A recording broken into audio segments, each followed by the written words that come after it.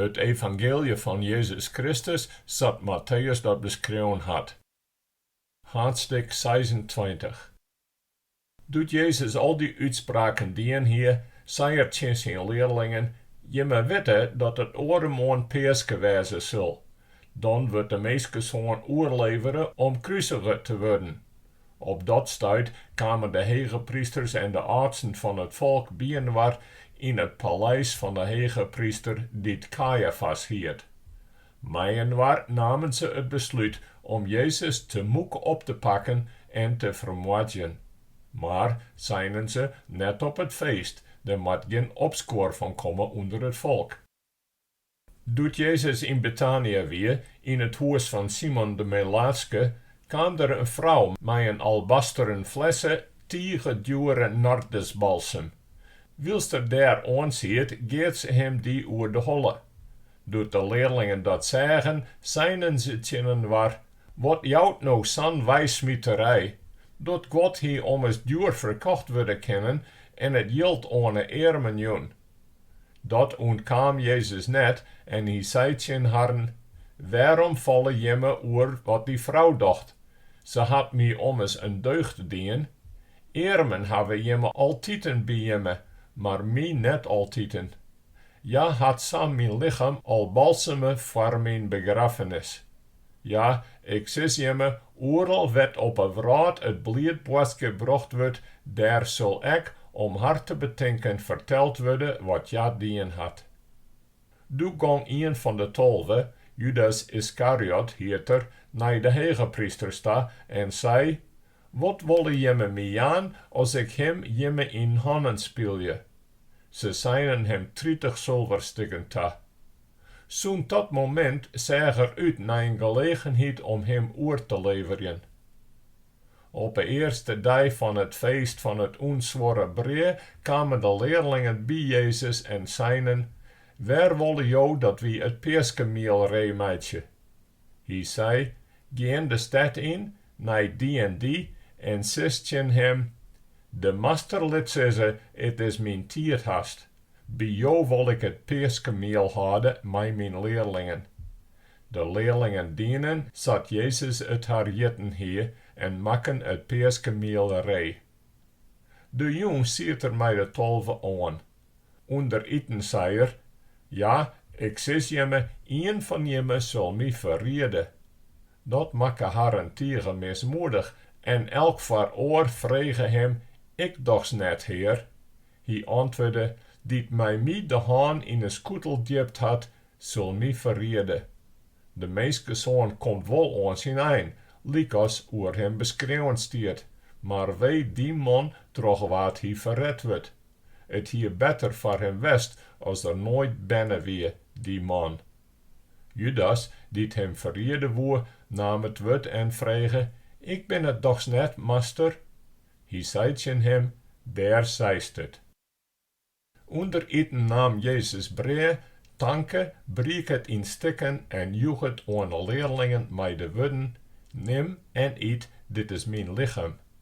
Toen nam er de beker, tanke en joeg hem aan de leerlingen met de woorden, drink hier alle jaren uit, want dit is mijn verbondsbloed. Het wordt voor gans mensen stwat dat haar de zonden verjoen worden. Ik zeg je me, van nou aan zal ik perforce net meer drinken van wat de wienstok jouwt, aan die dag dat ik met jemme nieuwe wien drinken zal in mijn Heite koninkrijk. Toen zongen ze de lofzang en gingen naar de Olivenberg. Toen zei Jezus tegen haar, vannacht zullen jemme jem alle jaren van mij aankeren, want in de schrift staat, ik zal de hoeder slaan en de keppelskiep zal uit en waar jagen worden. Na mijn ferrizenis zal ik jemme likwijls vooruitgaan naar Galilea. Petrus antwoordde, ik al zullen ze haar alle keren van jou aankeren, ik net, nooit. Jezus zei tegen hem, weer, ik zeg het die, vannacht nog, eer de gewone kraait had, zulst 3 keer zeggen, dat mij net kenste. Petrus antwoordde, al moest ik met jou sterren, ik zal nooit zeggen dat ik jou net ken. En zo praten alle leerlingen. Du gang Jezus mij harren nij een stee dat Gethsemane heet. Hij zei tegen zijn leerlingen, blijf hier zitten, wilst ik daar verderop bid. Petrus en de beide zwanen van Zebedeus namen mij. Hij begon tegen ondien en mismoedig te worden. Du zei het zijn harren, het hart bejouwt mij zuiver van smet. Wacht je hier, blijf mij wekker. Du gang er een eindje verderop, liet hem plat op een grond vallen en bidde, Heit, als het mogelijk is, laat deze lionsbeker aan mij voorbij gaan. Maar net zat ik wil, maar zat jou willen. Du gang er weer naar zijn leerlingen toe en zeg dat ze slepten. Jim Petrus zei er, koest dan net 1 uur en mij wekker blijven? Blijf wekker en bid dat je me net in gevaar van zonde rijdt. De geest wil, maar het vlees is zwak. Voor de tweede keer gang er verderop en bidden, Heit, als het net mogelijk is, dat deze lionsbeker aan mij voorbij gaat, zonder dat ik hem leeg drink, laat het dan maar komen, zat jou willen. Doet de waarom kwam, zeg er dat ze weer in een slieprekken wienen. De eigen wienen haar zwier. Doe liet er haren gewudden. Gang weer verderop en bidden voor de tweede keer mij dezelfde wudden.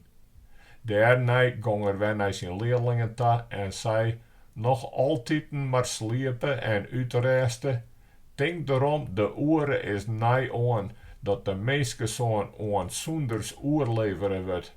Toe, kom maar rein, hij die me ferriede wil is duin bij. Hij wie nog net aan het eind van zijn wudden, of daar weer Judas al, een van de 12. Hij hier een binde volk bij hem met zwudden en kneppels. Die wienen daarop aanstuurd troch de hege priesters en de artsen van het volk.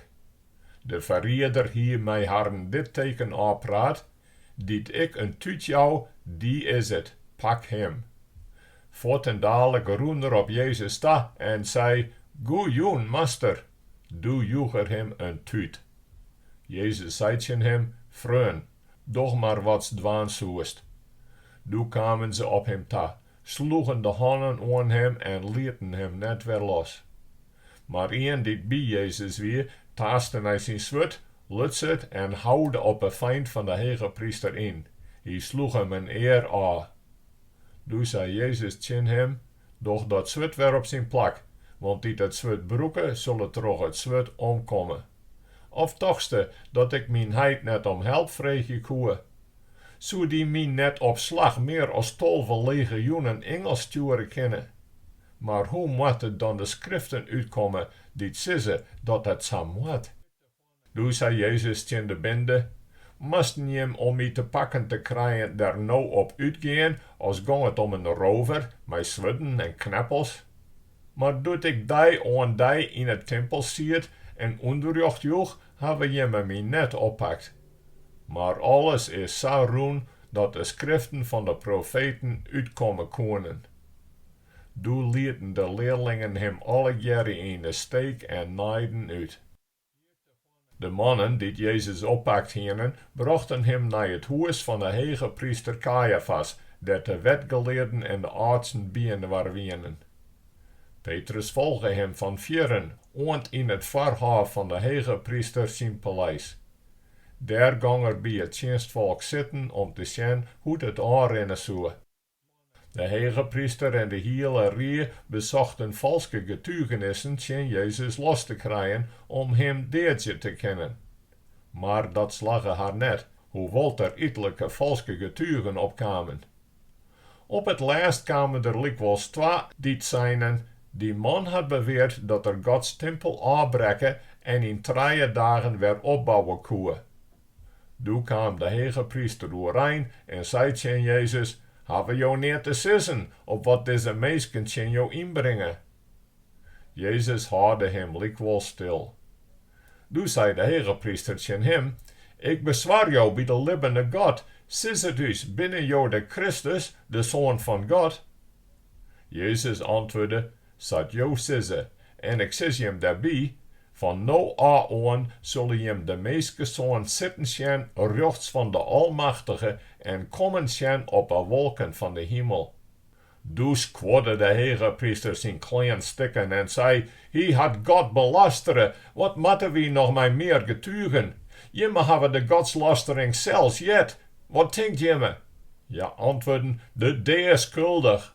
Dus spuiten ze hem in gezicht en sloegen hem met de voesten, oren ek met kneppels, en ze zeiden, Sissie's rust, profeet Christus, waar is het die jou slein had? Petrus zie het boeten de cel in het verhof. Een dienst van hem kwam op hem ta en zei, jou wienen ek bij Jezus de Galileër. Voor alle man ontstreed haar en zei, ik weet net waar jou het oor hebben. Doet er derwij naar het pottenhof gang, zeggen oorvanke hem. Ze zei tjen al die ter wienen, die wie bij Jezus de Nazareër. Waar zei er nee en zwadde, ik ken die man net. Een schoftje later kwamen er meer bij te staan, die zeiden, zonder mis, jou binnen ek een van harden, ja, men kan het aan jou spraak wel jere. Du begon er te vlokken en te zwarren, ik ken die man net. Vot daarna kraaide de guane. Du kwamen Petrus de wudden in zin, die Jezus zijn hier. Eer de guane kraait, zoals to 3 keer zijn hebben, dat s me net kenste. Du ran er voort en begon bitter te schreeuwen. Haadstik 27. De orenmoons namen de hegepriesters en de artsen van het volk eenredig het besluit om Jezus ombrengen te laten. Ze dienen hem de boeiens aan, brachten hem voort en leveren hem oor aan landvaart Pilatus. Die joegen ze het in handen. Doet Judas zijn verreder zegt dat hij veroordeelde wie, kreeg er berouw en bracht de 30 zilverstukken bij de hegepriesters en de artsen weerom. Ik heb zondige, zei er, ik heb onschuldig bloed verred. Maar ze zeiden, wat kan u dat schelen, daar moest u verstaan. Du smiet er de zilverstukken de tempel in, makke dat er voortkwam en verhong hem. De hegepriesters kregen het geld op en zeiden, dat maaien we net in de tempelkast doen, want het is bloedgeld. Daarom namen ze het besluit om daar het pottenbakkersveld voor te kopen als begraafplek voor vreemden. Daarom jet dat veld nog altijd het bloedveld. Zo kwam uit wat profeet Jeremia zijn had en ze namen de 30 zilverstukken, de prijs dat de zwanen van Israël hem opschatten, doet ze zijn weerde vaststelden en ze joegen die voor het pottenbakkersveld, zat de Heer mee hitten hier. Zo stie Jezus dan voor de landvaart. Die vregen hem, binnen jou de koning van de Jorden? Jezus zei, zat jou sissen. Op de aanklachten van de hegepriesters en artsen joeg er heel en dal geen antwoord. Toen zei Pilatus tegen hem, jere jou net wat ze alle jaren tegen jou inbrengen. Maar Jezus joeg hem al heel geen antwoord, en dat deed de landvaart tegen nee. Nou plichtte de landvaart bij feesten een gevangene vrij te laten. Het volk mocht weten waar. In die dagen hienen ze krek een slim verneemde neer te zitten. Die hiet Barabbas. Omdat het volk nou dogs bien waar weer, zei Pilatus ten harren, waar willen je me dat ik vrij let? Barabbas of Jezus, die te Christus neemt wordt? Hij wist wel dat ze hem uit geremittigens oorleveren hienen. Wielst er op de rechterstoel ziet, stuurde zijn vrouw hem dit boodschap. Had die boeten de zaak van die onschuldige, want troch de dream die ik vannacht haan heb, zit ik tegen om hem in nood. Maar de hegepriesters en de artsen wisten het volk zat te bepraten dat ze vregen Barabbas vrij te laten en Jezus te veroordelen. De landvaart nam weer het wet en zei ten harren, waar van beiden wilde je me dat ik vrij let? Barabbas, zeiden ze. Toen zei Pilatus ten harren, wat moet ik dan doen met Jezus, die te Christus neemt wordt? Ze rapen alle jaren aan het kruis met hem. Ja, maar, vregen Pilatus, wat voor verkeerds had er dan dien? Ze rapen nog voelder, aan het kruis met hem.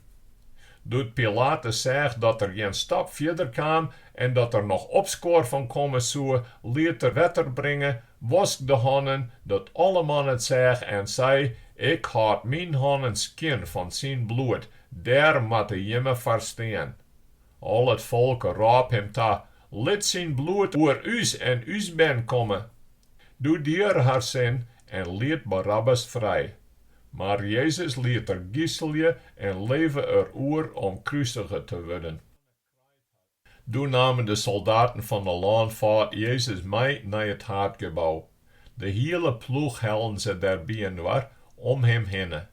Ze lutsen hem de kleen van het lief, dienen hem een purperen mantel om, frisselen een kranse van stiekels en zetten hem die op een holle. In zijn rechterhand dienen ze een stok. Toen voelen ze voor hem op een knibbels en begroeten hem gek aanstekkend. Heil, jo, koning van de Joden! Ze bespuiten hem en sloegen hem met de stok op een holle. Doet ze hem genoeg de gek aanstutsen heen, namen ze hem de purperen mantel aan en dienen hem zijn eigen kleen weer aan. Toen brachten ze hem naar buiten om hem aan het kruis te slaan. Doet ze hem voortbrachten, troffen ze een man uit Cyrene die Simon heet. Hij werd dwongen om het kruis van Jezus te dragen. Ze kwamen op het plak dat Golgotha heet. Dat is het plak van een holle kruin. Daar joegen ze hem wien te drinken, met galle daar troch. Doet er dat preeuw, woe er net drinken. Nadat ze hem aan het kruislijn hienen, verlaten ze zijn kleen onderen war. Toen bleven ze daar zitten om de wacht bij hem te houden. Boven zijn holle zetten ze als opschrift de reden van het vonnis. Dit is Jezus, de koning van de Joden. Tegelijk met hem sloegen ze 2 rovers aan het kruis, 1 rechts en 1 links.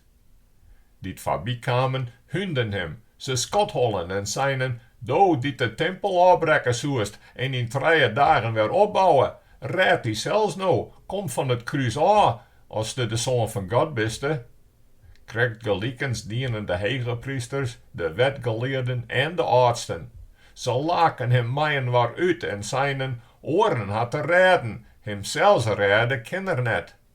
Koning van Israël is er, let hem dan van het kruis aankomen, dan zullen wij in hem leeuwen. Op God had er vertrouwd, let die hem nou helpen als er hem taggedien is. Hij had om zijn dat er de zoon van God weer. Krijgt za hunden hem de beide rovers die het tegelijk kruisigen wienen. Midden op het dag werd het juster oor het hele land. Dat waren aan 3 uur ta. Om 3 uur heen raap Jezus luid. Eli, Eli, lema sabachthani. Dat betekent, mijn God, waarom hebben jou mij verlitten? Enkelden van die terbijstienen jedden dat en zeiden, hier roept Elia. Een van harren helle gauw een spoens, dipte die in zure wien, zette hem op een stok en woe hem te drinken jaan. Maar de oren zeiden, doch dat net, let us rust zien of Elia komt om hem te helpen.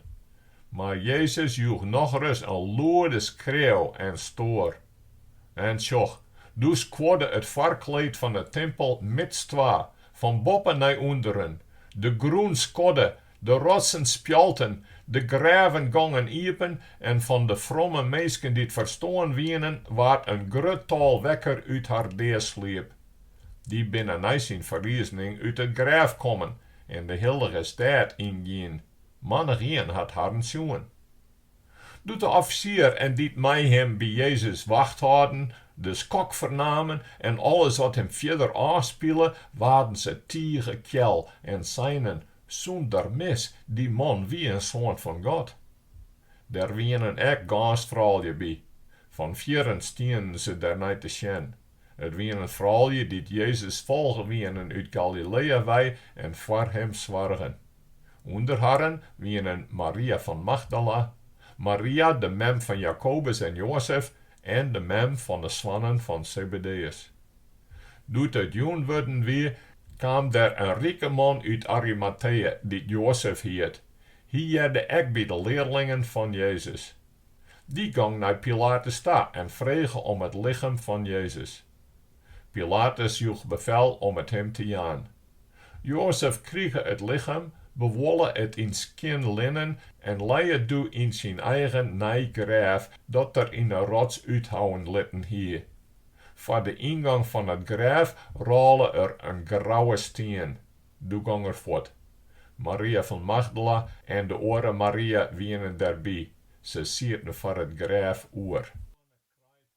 De andere morgens, het weer de dags na de tarriedingsdag, kwamen de hege priesters en de fariseërs meien bij Pilatus en zeiden: Mijn heer, het is us in zin komen dat die lieger bij zijn lippen zijn had, mij 3 dagen verries ik.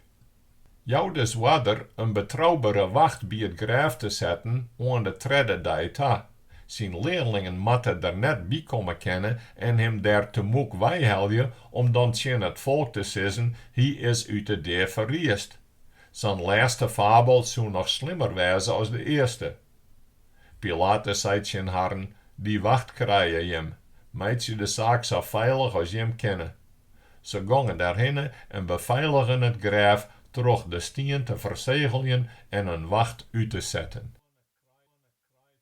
Haadstik 28.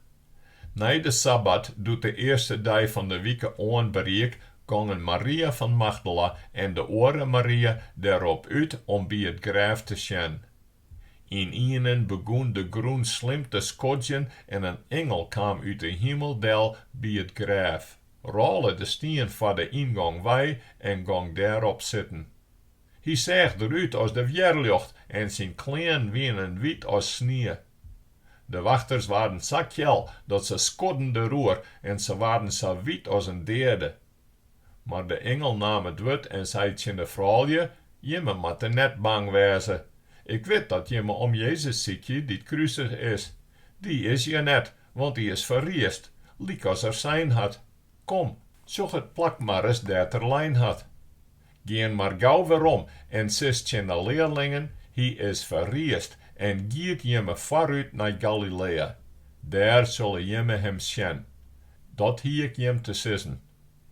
De vrouwen wienen hastig bij het graf wij, bang en dochs ek tiegeblied en ze draafden om het zijn leerlingen maar gauw te vertellen. En doe samen in ihnen kwam Jezus haren te meten en zei, Moon. Je kwamen dichterbij, voelen op een knibbels en omklammen eerbiedig zijn voeten. Doe zei Jezus tjen haren, wees maar net bang. Breng mijn broeden maar gauw het boodschap oer, dat ze naar Galilea gaan moeten, daar zullen ze mee zien. Doet de vrouwen nog onderwijs wienen, kwamen er gewoon van de wacht in de stad en vertelden de hege priesters alles wat hem verdien heer. Die kwamen gauw bien waar mij de artsen, en na oorlis been ze de soldaten een grauw stuk yield. Ze zeiden daarbij, nou moet hij hem zeggen dat zijn leerlingen vannacht komen binnen en dat die hem te moek meenomen hebben, doet hem slipten. En als de laanvaart hier wat van te weten komen zou, zullen we hem wel delbadje. Wie zwargen wel dat je me geen last krijgen. Toen namen ze het jild aan en dienen zat het harden verpraat weer. Dat verhaal gaat onder de Jorden aan Jood data. De 11 leerlingen gingen naar Galilea, naar de berg waar Jezus haar aanzien hier te komen. Doet ze hem zeggen, voelen ze eerbiedig voor hem del, maar er wienen ook die houden haar op een distantie. Jezus kwam dichterbij en zei zijn haren, mij is alle macht doen in de hemel en op de aarde. Gaan er dus op uit en maak je alle volken leerlingen van mij. Doop haren in de naam van de Heit en van de Zoon en van de Heilige Geest. En leer haren alles na te komen wat ik je me opleid heb. Zoch, ik ben alle dagen bij je me aan het eind van de tijden ta.